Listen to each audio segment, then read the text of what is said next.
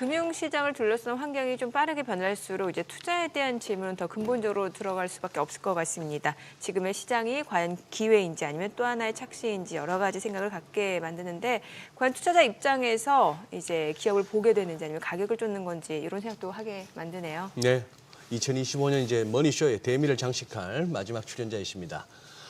주식을 농사에 비유하셨죠. 그래서 이제 주식 농부라고 우리가 잘 알고 있는데요.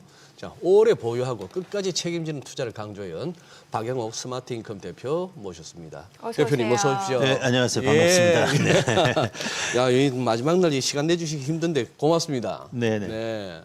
지금 이제 대표님 같은 분들의 어떤 좀 인사이트가 조금 이렇게 궁금해지는 시점이 됐는데요. 올 한 해 한번 그래도 한번 대표님께서 한번 정리해 주시면요. 2025년 시장. 이제 저는 이게 특별한 제가 통찰이나 해안을 가지고 투자를 하는 거 아니라 이게 상식적인 생각을 가지고 이렇게 예. 투자를 해왔습니다.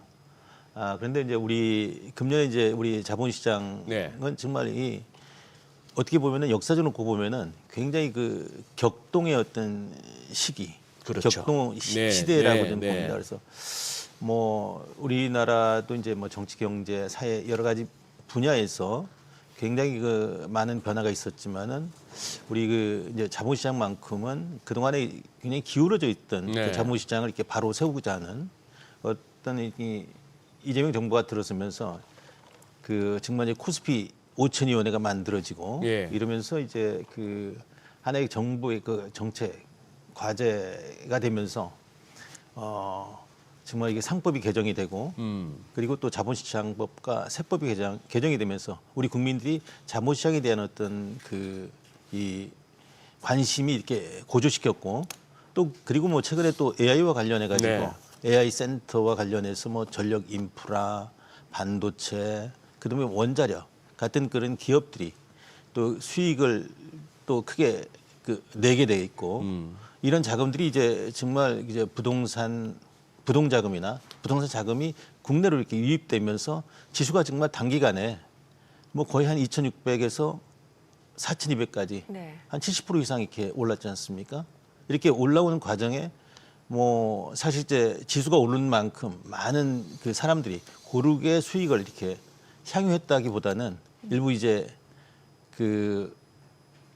그쪽에 집중적으로 투자하는 사람들만 이렇게 투자를 하고 또 그렇지 않고 또 실제로 그 기업의 어떤 그 가치, 성장성과 수익성이 이렇게 겸비된 그런 기업들도 수급의 불균형으로 인해서 주가가 크게 이렇게 빠지는 그런 상황이 왔기 때문에 이제 저와 같이 이제 이렇게 가치 투자를 하는 입장에서 보면은 인내를 이렇게 테스트받는 어떤 아주 그런 인내를 테스트받는. 그런 그 시장이었던 것 같습니다. 예. 네.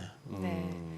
사실 이제 가치 투자를 하시는 분들에게는 어떤 이제 시장 전망이 엄청나게 의미가 있다고 볼 수는 없겠습니다만 그래도 예. 이제 올 한 해를 좀 회고한 만큼 또 내년도를 전망해 본다라고 하면 어떻게 보고 계시나요? 저는 이제 금년에 이제 어떻게 보면은 이제 자본시장에 대한 어떤 기대치 이런 부분으로 인해서 지금 이제는 우리나라 이제 기업에 투자를 하거나 네. 우리 자본시장 이 정상화되고 이러면은 그동안에 정말 지긋지긋하게 우리의 코리아의 그 디스카운트라는 예. 불명예를 네. 안고 살았는데 그렇죠. 이런 것들이 이제 극복이 되면서 프리미엄 시장 쪽으로 이제 저는 갈 수 있다라고 생각을 합니다. 네. 물론 이제 이런 부분을 이제 꿈만 가지고는 되지 않고 우리 그 참여자들이 국민과 이제 정부 포함해서 노력을 하면은 우리가 이제 얘기했던 꿈 5,000포인트 갈까? 요즘 이제 방송이나 이런 쪽 보고 이러면은 이게 우리 경기라든가 아니면 거버넌스 여러 가지 문제로 봤을 때 이 주가가 이렇게 올라가도 돼? 이런 생각을 가지고 있지만은 그동안에 이제 우리의 어떤 그 기업의 그 가치라든가 국가 경쟁력 기타 이런 걸로 봤을 때 굉장히 저평가돼 있던 이런 부분들이 지금 정상화되는 과정이라고 좀 봐서 그동안에 이제 우리나라를 대표하는 이 반도체 중심 또 그다음에 아니면 조선 방산 아니면 원자력 포함해 가지고 이런 기업들이 크게 올랐지만은 그동안에 이제 눌려져 있던 우량한 어떤 자본 구조가 건실하면서 이익을 내면서 주주들과 함께 소통하는 그런 기업들이 크게 이게 수급상으로 인해서 빠져 있거든요. 그래서 이런 기업들에 대한 기회가 굉장히 많을 거다. 그래서 내년에 뭐 저는 이제 지수가 크게 상승, 지수도 저도 이제 점차적인 상승을 하겠지만은 아마 그 이제 그 저평가된 종목 중심으로 크게 이렇게 움직이지 않을까 이렇게 생각을 합니다. 왜냐하면 또 그런 이면에는 우리가 그 정말 제가 2010년도부터 농부가 농사짓듯 투자에도 성공할 수 있는 투자 환경이나 문화에 대해서 얘기를 많이 네. 해왔습니다. 그런데 지금 그 이 자본시장법이 이렇게 개정이 되면서 또 세법이 네. 또 보완이 되고 이러면서 그동안에 이제 우리 그 이 시장 환경을 이끌어 나가는 사람들은 결국은 이제 기업이었고 예. 기업의 어떤 지배주주나 대주주 경영진들이었는데 예. 이 사람들이 이제 정말 이제 배당을 통해서 성과를 이렇게 공유할 수 있는 투자 환경 문화가 지금 만들어지고 있고 또 그 자본시장법과 더불어서 이제 그 세법 그 1차, 2차, 뭐 이제 3차, 이제 4차, 5차 네. 꾸준히 이사의 충실함부터 시작해서 소액 주주들의 어떤 권리와 어떤 그 보호가 그 이루어지고 그리고 또 이제 그 불투명했던 어떤 그 기업들의 어떤 그 이 뭐 자살 소각 문제라든가 기타 이제 그 주가 누르기 방지법 네네네. 같은 또 그리고 또 그 뭐 우리나라의 그 최대로 많이 투자하고 있는 국민연금의 어떤 그 스트립 코드 도입이라든가 뭐 예. 이런 쪽들 수탁 책임들이 보호가 되고 이러면서 우리나라의 이 주식 시장에 상장돼 있는 기업들의 어떤 평가가 제대로 이렇게 이루어진다고 하면은 뭐 금년에 뭐 이렇게 지수 5천이 아니라 저는 10,000포인트 이상도 갈 수 있다라고 저는 생각을 지금 하고 있습니다. 뭐 저도 뭐 10,000포인트 간다는데 무조건 한 표 던집니다. 얼마 만에 가느냐의 문제겠죠. 예. 얼마 만에 그렇죠. 가느냐의 문제고 네. 그 사이에 얼마나 빨리 돈 찍어주느냐에 따라서 달라진다고 저는 보고는 있습니다만. 대표님 그런데 지금 이 와중에 왜 자꾸 우리 개인 투자자들은 아직도 국장 돌아올래 하면은 아직까지도 확신에 찬 분들은 없고요. 예. 그래도 뭐 계속 미국장이 편하지 않나? 거기는 뭐 물려도 빠져나올 기회는 주던데 이런 얘기를 하고 있고 이번에 또 이제 환율 안정책으로 또 나왔던 이 RIA 같은 거 예. 아직 뭐 제도적으로 뭐 법제화 과정이 남긴 했습니다만 이 부분이 이제 효과를 볼 수 있을까? 어떻게 그쪽은 생각이 어떠세요? 지금 이제 그 이제 코로나 이후에 네네. 우리 주식투자 인구가 많아지면서 네. 그 우리 국민들이 이 뭐 국내 시장에 투자를 해봐야 이 투자자 보호가 되질 않으니까 네. 외면하고 이제 해외 쪽에 많이 투자했는데 특히 미국 쪽에 많이 투자를 했습니다. 그리고 근데 이제 마바라도 너무 많아요 우리나라 국내에 뭐 삼성전자 팔고 2차 전지 가라고 했던 그런 애들이 막 끌고 했던 대한민국이니까. 예, 맞습니다. 예. 뭐 완전히 이제 투전판처럼 이렇게 네. 우리 증권 시장이 이렇게 이끌어져 왔는데 지금 이제 뭐 우리 그 시장을 이끌고 있는 뭐 네. 이렇게 증권사라든가 자산 뭐 운용사, 자문사 이런 쪽들도 외국 기업에 이렇게 투자를 하게 되면은 여러 가지 그들 입장에서 보면은 이익되는 것들이 많고 해가지고 그쪽으로 이렇게 유도한 측면이 많았고 또 더불어서 또 미국 시장이라고 하는 것은 거의 한 15년 동안 매년 한 12% 이상씩 성장을 해왔습니다. 투자를 하면은 뭐 이렇게 맘 놓고 기업 가치와 주주 가치가 일치되는 그런 환경이 이루어졌기 때문에 당연히 뭐 이 투자는 돈은 네. 이익이 쫓는 쪽으로 이렇게 흐르지 않습니까? 그렇죠. 이게 물이 높은 곳에서 낮은 곳으로 흐르듯이 이거는 뭐 이렇게 자연의 그 섭리라고 생각을 합니다.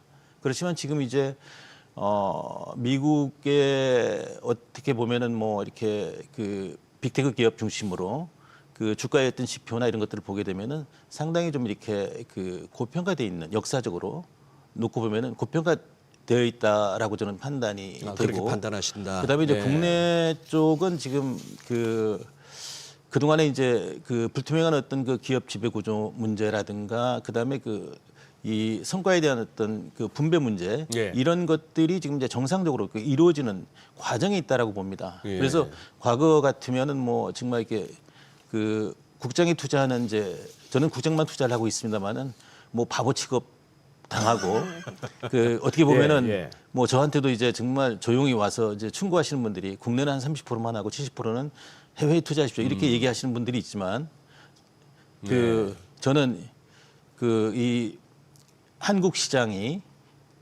분명히 투자해도 미국에 투자하는 만큼의 그 수익을 크게 올릴 수 있는 그런 기회들이 굉장히 많이 있거든요.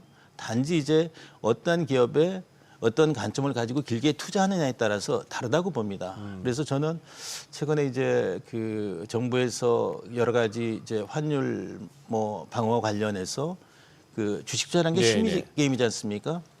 뭐 이번에 그 해외 투자하지 않고 국내를 투자하게 되면은 뭐 여러 가지 이제 세금 뭐 이렇게 혜택이라든가 이런 것들을 네네. 준다고 해서 이런 부분들이 어떻게 보면 금액적으로는 굉장히 적지만은 예. 뭐 5천만 원까지 이렇게 이 세제 그 혜택을 준다고 하는데 이런 부분들이 어떻게 보면은 크게 영향을 미치지 않을 거라고 보는데 저는 환율 부분에도 굉장히 그 심리적인 요인이 많이 작용이 돼서 대한민국이 이 원화는 어떻게 보면은 굉장히 그 가치에 비해서 저는 저평가돼 있다라고 생각을 합니다. 그래서 그런 부분들이 지금 이제 시장에 반영이 된다고 하면은 내년에 이 해외 미국 시장 투자하는 것보다도 국내 시장에 투자하는 것이 훨씬 수익을 이렇게 높일 수 있는 그런 저는 시기가 아닌가 이렇게 생각을 합니다. 예. 그러니까 뭔가 좋은 기업에 좀 투자 마인드로 접근을 해야 된다라는 말씀을 주신 것 같은데 그러면 투자자 입장에서 어떤 좋은 기업을 선택할 때 어떤 기준이 필요한지 좀 알려주세요. 네, 뭐 우리가 이제 투자를 할 때 이제 저 같은 경우는 이제 그 가장 중요한 게 어떻게 보면은 그 기업인 CEO의 어떤 덕목, 그 기업인의 어떤 그 덕목, CEO 뭐 이런 쪽을 이렇게 파악하기는 쉽지 않지 않습니까? 그런데 그렇죠, 좀 예. 오래 좀 이렇게 관찰하다 보면은 이게 뭐 아무리 그 좋은 기업에 이렇게 투자를 했더라도 기업인이 정말 그 자기의 어떤 이 곡간을 사유화하거나 아니면 뭐 소통을 이제 부재한다든가 아니면 그 성과에 대해서 이렇게 분배를 하지 않는다고 한다고 하면은 이런 기업들은 이게 투자하면 안 되겠죠. 그래서 저는 이제 투자를 할 때 이 기업인의 어떤 이 덕목을 보고 네. 그리고 또 하나는 이제 기업의 어떤 그 경쟁력 정말 이런 기업이 뭐 3, 4년, 4, 5년에도 지속적으로 우리 소비자들이 활용해 줄 수 있을까? 또 그리고 또 이런 기업에 투자를 했을 때 이 뭐 이제 대외 경쟁력, 경제적인 어떤 해자가 있는지 네. 그리고 또 더 나아가서 지금은 뭐 세계가 지금 이제 인터넷으로 인해서 아주 작아진 하나의 공동체지 않습니까? 그래서 글로벌 경쟁력이 있느냐 이런 부분을 가지고 저는 이제 투자를 하고 있습니다.